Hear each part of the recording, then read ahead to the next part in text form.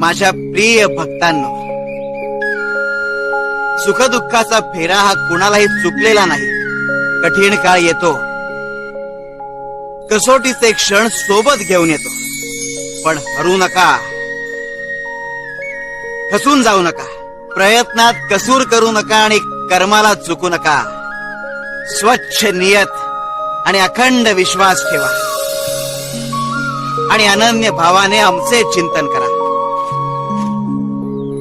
मी होतो, मी आहे आणि मी कायम राहणार. पावला पावलावर मी तुमची चिंता वाहणार.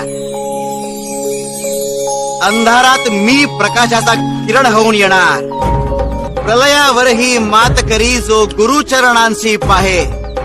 भिवू नकोस, मी तुझ्या पाठीशी